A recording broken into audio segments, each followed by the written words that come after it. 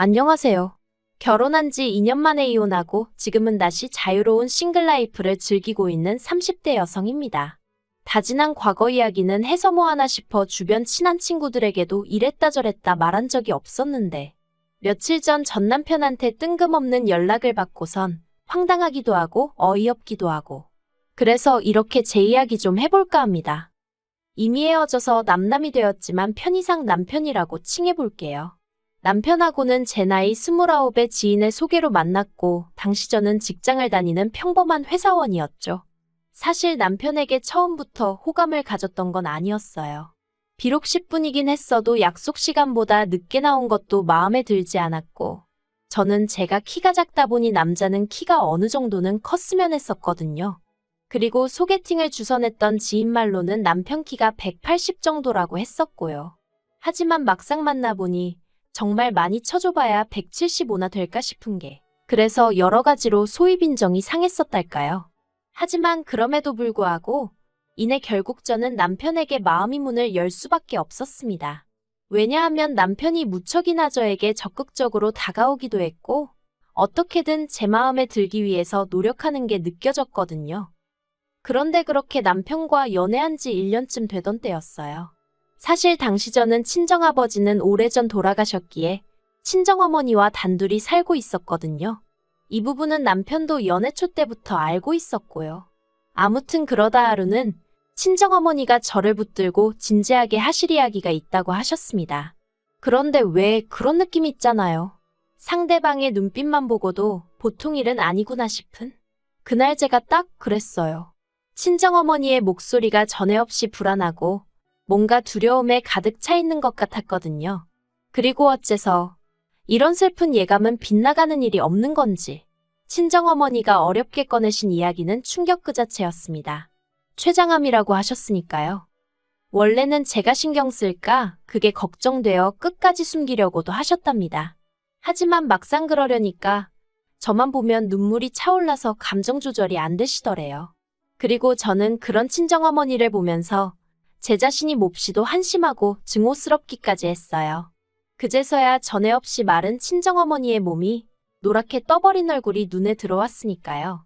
그나마 핑계라고 하면 당시 반년 이상을 제가 회사 일로 친정어머니와 살던 고향집을 떠나 있었다는 거. 하지만 설령 남들이 저를 이해한다고 해도 제가 제 스스로를 용서할 수가 없었네요. 아무튼 그리고 1년 후 친정어머니는 결국 세상을 떠나셨어요. 그리고 저에겐 친정어머니께서 생전 안 먹고 안 입고 모으셨던 몇 억의 목돈이 생겼습니다. 저는 이 돈을 단 한 푼도 허투루 쓰고 싶지 않았기에 그냥 그대로 통장에 넣어두었고요. 한편 친정어머니까지 돌아가신 이후로 저는 소위 어디다 마음을 두어야 할지 모르겠더라고요. 회사에 가도 일이 제대로 손에 잡히지 않았고 식욕도 거의 느끼질 못해서 2달 사이에 5kg 넘게 살이 빠졌죠. 그러자 이제 제 사정을 아는 주변 사람들이 이러다 저까지 큰일 나겠다면서 저한테 남편이랑 결혼을 하는 건 어떻겠냐 그런 이야기를 하는 거예요. 가정을 꾸리면 좀 안정이 될 거라면서. 그리고 남편도 그런 마음이었던 건지는 모르겠지만 아무튼 하루는 제가 이렇게 무너지는 걸 더는 볼 수 없다면서 결혼하자고 저에게 프로포즈를 해왔습니다. 저는 남편과 연애를 하면서도 사실 결혼까지는 생각해 본 적이 없었는데 그렇지만 그때는 솔직히 말하자면 감정이 좀 복받치는 게 있었어요. 부모님 2분 다 떠나시고 이제 나에겐 이 남자밖에 없다 그런 생각도 아닌 게 아니라 들기도 했고요. 그래서 남편과 부부의연을 맺게 되었죠. 하지만 막상 프로포즈까지 받고 결혼 준비를 하나씩 시작해보니까 그동안 내가 이런 남자랑 사귄 건가 싶을 정도로 솔직히 생각지도 못한 혹은 제가 예상했던 것과는 다른 부분이 너무나 많았습니다. 일단 시작은 직장이었어요. 남편은 늘 입버릇처럼 말하기를 자기가 모기업에서 IT 개발자로 일하고 있다고 했는데 실은 개발자까지는 아니고 개발자들이 모여있는 사무실에서 그 사람들이 업무에만 집중할 수 있도록 잡일을 도와주는 그런 정도더라고요.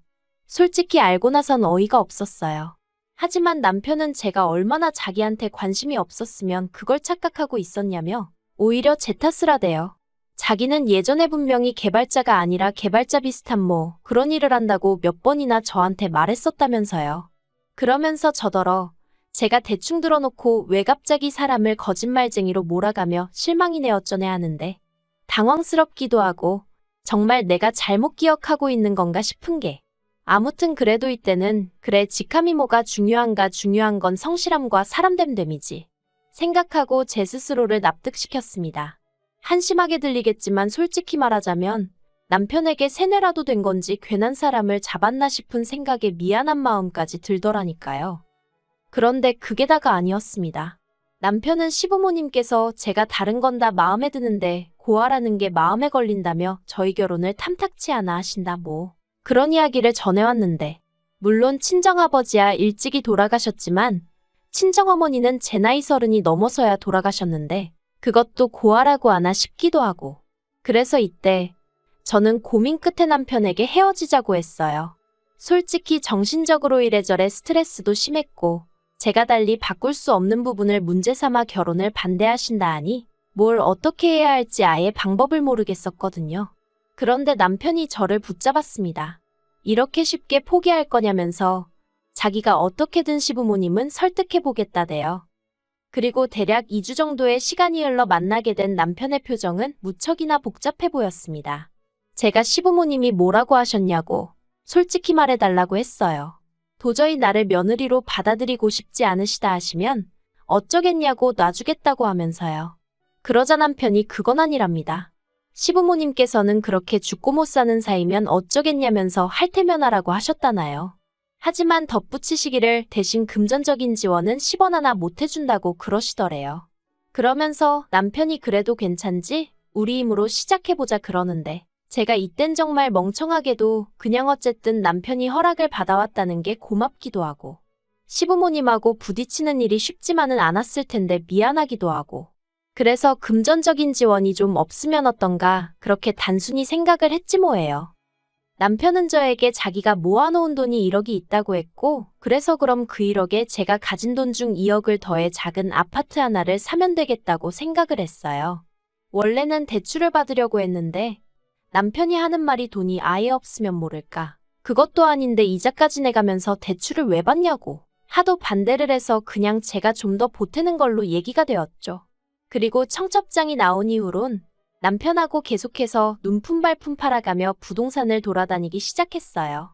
그런데 막상 마음에 드는 집을 발견해 계약을 하려니까 남편이 이 핑계 저 핑계를 대며 자꾸 돈을 안 보내주는 거예요. 결국 기다리다 못한 아니 참다 못한 제가 왜 돈을 안 보내고 자꾸 질질 끄냐고 단도직입적으로 물었습니다. 그랬더니 남편이 한다는 말이 실은 자기가 자존심이 상했었대요. 제가 2억을 보태는데 자기는 1억밖에 못 보태는 상황이 쪽팔렸다나요? 그래서 어떻게든 하다못해 돈 1,000만 원이라도 더 마련해보려고 주식을 했다면서 어이가 없었죠. 그 말을 들은 제가 왜 상의도 없이 그랬냐고 지금이라도 팔고 얼른 정리하라고 했어요. 그리고 그 돈으로 집이나 빨리 계약하자고 했죠. 그랬더니 한다는 소리가 정리는 못한답니다. 순식간에 30%가 빠져서 뭐 기다리면 오를 주식이라서 지금 빼는 건 진짜 멍청한 짓이라나요. 화도 나고 답답하고 진짜 뭐라고 말을 해야 할지 모르겠더라고요. 하지만 어리석게도 파혼까지는 생각을 못했어요. 가장 먼저 사람들 눈이 무섭기도 했고 또 남편은 남편대로 미안하네 어쩌네 하면서 앞에서 어린애처럼 엉엉 울어대니 차마 모질게는 못 대하겠더라고요. 그래 이 사람도 어떻게든 잘 좀 해보려다가 이렇게 된 걸 텐데 내가 이해해주지 않으면 누가 이해해주겠나 싶은 생각도 들고 그래서 결국 신혼집은 제가 해가기로 하고 그렇게 저희는 시골을였습니다. 그런데 결혼한 지 반년쯤 지났을 때예요. 남편이 부쩍 회사 일이 힘들다며 불평불만이 많아지더라고요. 다른 직원들이 자기를 무시한다 어쩐다. 학벌 가지고 사람을 깔본다 뭐 한다. 그런데 저도 회사 생활을 하고 있었으니까 남편 이야기를 들어보면 딱히 무시를 한 것 같지도 않았고 까놓고 말해서 남편이 자격지심이 있는 것처럼 느껴지더라고요. 그래서 언젠가 한 번은 남편에게 자기가 상황을 보는 방식을 한번 바꿔보라고 아니면 자기도 이참에 공부를 더 해보던가 했는데 저더러 네가 로봇이냐며 공감은 고사하고 어떻게 그렇게 정떨어지게 말을 하냐며 아주 길길이 날뛰더라니까요. 그래서 더는 그렇게도 조언할 수가 없었고 그저 남편의 앓는 소리 죽는 소리를 들어주기만 했는데 그러다 하루는 남편이 폭탄 선언을 해왔습니다. 회사를 저랑 상의도 없이 때려쳤다는 거예요. 상사한테 찾아가 하소연을 했더니 저리 싫으면 중이 떠나라고 했다나요. 그리고 그 말을 들으니 상사마저 나를 무시하는구나, 내가 못 때려칠 것 같아서 저런 소리를 하나 싶은 게 울컥했다면서, 그래서 그냥 내 떠납니다 하고 나왔다고요. 어이가 없어서 제가 어떻게 그럴 수가 있냐고 했어요.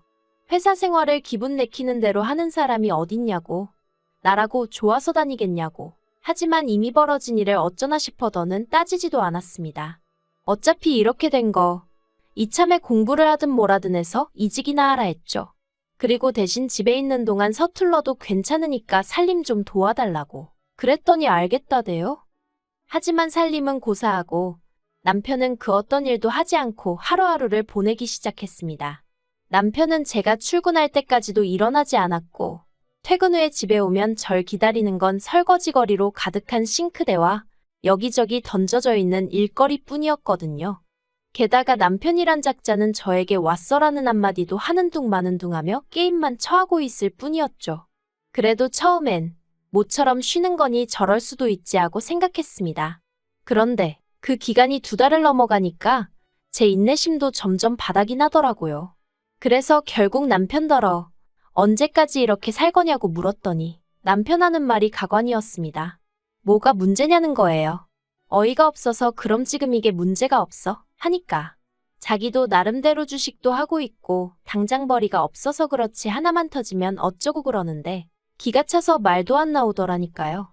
그런데 그때 남편이 꺼낸 말이 더 어이가 없었습니다. 뜬금없이 아파트를 공동명의로 해달라는 거예요. 어이가 없어서 내가 왜 그래야 하냐니까. 이 집에 자기 건 하나도 없지 않냐면서, 그러니까 회사에서 느꼈던 소외감이 집에서도 느껴진다나 어쩐다나요. 그러면서 계속해서 공동명의 타령을 해대는데 정말 황당해서 기가 막히더라고요. 이 아파트를 누가 무슨 돈으로 산 건지 자기도 뻔히 알면서 어떻게 저렇게 아무렇지도 않다는 듯 공동명의 타령을 하나 싶은 게. 그래서 제가 양심도 없냐고 한마디 했어요. 탐낼 걸 탐내야지 공동명의라니 가당치도 않다 했죠. 그리고 그때부터 저는 저대로 남편은 남편대로 감정이 격해졌습니다. 남편은 제가 자기를 무시했다며 저나 회사 사람들이나 다르게 하나 없다며 분노했고, 저는 남편이 말도 안 되는 억지를 쓰는 게 용납이 안 됐어요.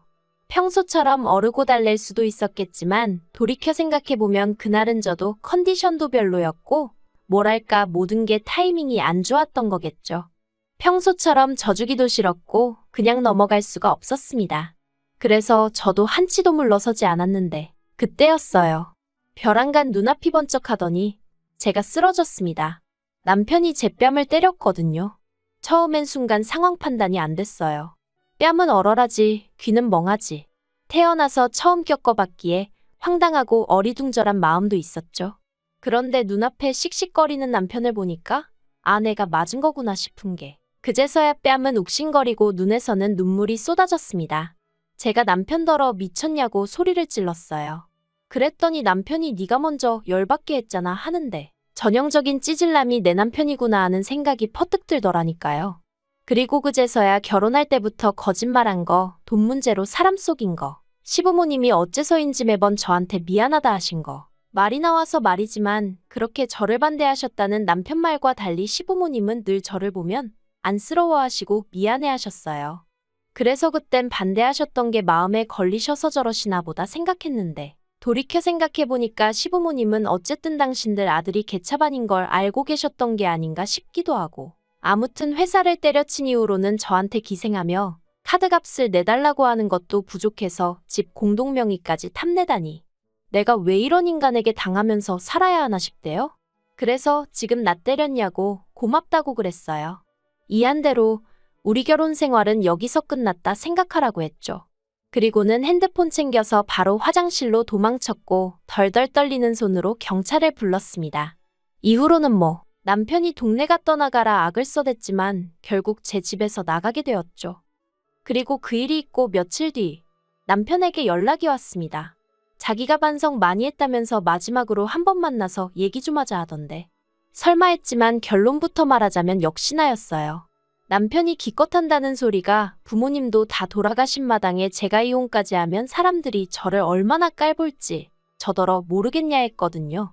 네 팔자가 세니 어쩌니 그러면서 사람들이 쑥덕거릴 텐데 너 괜찮겠어?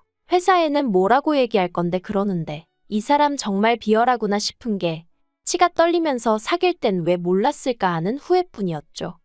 아무튼 카페에서 만나 그런 이야기를 나누고 있었는데 전 도저히 그런 남편을 용서할 수가 없었고 그래서 마시고 있던 과일 주스를 그대로 남편 얼굴에 끼얹어 버렸습니다. 그랬더니 딸기니 뭐니 안에 들어있던 과일 찌꺼기가 그 사람 머리와 안경에 들러붙어 있는데 그 꼴이 우습기나 돼요. 사실 마음 같아선 저도 그 사람 귀싸대기 한 대 시원하게 갈겨주고 싶었죠. 하지만 그러면 이혼할 때 저한테 불리한 일이 있을 것도 같아서 그렇게는 못했어요. 한편 주수 세례까지 받고 악에 바친 남편이 저에게 욕을 퍼부어댔고 결국 카페 사장님이 경찰을 부르고 나서야 저는 남편에게서 벗어날 수 있었습니다. 그렇게 서로 밑바닥까지 다 보여주고 나니 이혼은 오히려 쉽게 했어요. 결혼 생활이 짧아서 위자료 같은 건 못 받았고 그나마 위로가 되었던 건 그 과정에서 남편 재산을 알게 되었는데 주식에 넣었다던 1억은 2천도 안 남아있더라는 거죠. 어머님 아버님은 당신들이 다 뜯어 고쳐놓겠다며 지금이라도 다시 생각해보면 안 되겠냐 저를 설득하려 드셨지만 오히려 그런 어머님 아버님이 더 얄미웠어요. 당신들 아들이 그 모양인 거 뻔히 알면서 또 나한테 떠넘기려고 하시나 싶은 게 그래서 그나마 좀 찜찜한 마음이 있었는데 다 털어버릴 수 있었죠. 그런데 황당하게도 제가 이렇게 글을 쓰게 된 이유이기도 하고요. 엊그제 남편한테 연락이 왔더라고요. 자기가 정말 반성 많이 했다면서 한 번만 기회를 달랍니다. 새 출발하고 싶다면서 그리고 저에게 무슨 든든한 버팀목이 되어주겠다나요? 혼자는 힘들지 않냐면서 이번엔 아이까지 낳고 정말 완벽한 가정을 꾸려보자 이러는데 소름이 끼치더라고요. 그래서 오늘 오전 핸드폰 번호도 바꾸고 집도 내놨어요. 당분간 회사 때문에 어디 멀리 가지는 못하겠지만 제가 죄를 지은 것도 아닌데 숨어 지내야 하나 싶은 심정이네요. 요새 제정신 아닌 사람들 많으니까 조심하는 것도 나쁘지 않겠다 싶어서요. 서글프지만 제 인생 돌아가신 부모님만큼이나 관심 가져줄 사람은 없다고 생각하고 그러니 더 독하게 마음 먹고 살아가렵니다.